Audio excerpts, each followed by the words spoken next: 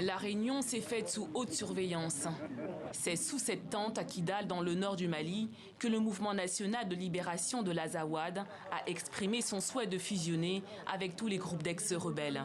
Le Congrès réaffirme le principe de fusion des mouvements de la CEMA en une seule entité politico-militaire, conformément aux résolutions de son congrès ordinaire du 28 novembre au 1er décembre 2019 et de la déclaration finale de la session ordinaire du bureau exécutif de la CEMA tenue les 16 et le 17 juillet 2022 à Kidal. Le MNLA à tendance indépendantiste et plusieurs groupes armés touaregs s'engagent ainsi sur la base d'une feuille de route consensuelle.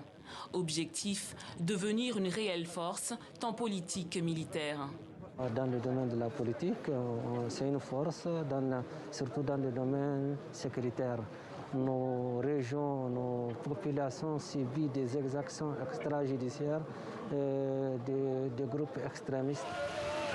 En 2012, à Kidal, plusieurs mouvements touaregs s'étaient soulevés contre le pouvoir central avant de signer un accord de paix en 2015. 7 ans après cet accord de paix, les dirigeants du MNLA et plusieurs groupes armés touaregs contrôlent toujours cette zone du nord-est du pays sous tension et qui échappe en grande partie à l'autorité de l'État. Pour cet analyste, cette fusion permettra avant tout une meilleure communication avec l'État malien. Aujourd'hui, on va comprendre que la revendication, elle va être centralisée et il serait une seule voix qui va être face à l'État du Mali pour éventuellement négocier l'intégration des combattants. Et je pense que déjà, il y a un acquis dans ce sens. On est en train d'évoluer effectivement vers la disparition progressive de ces mouvements armés au nord du Mali.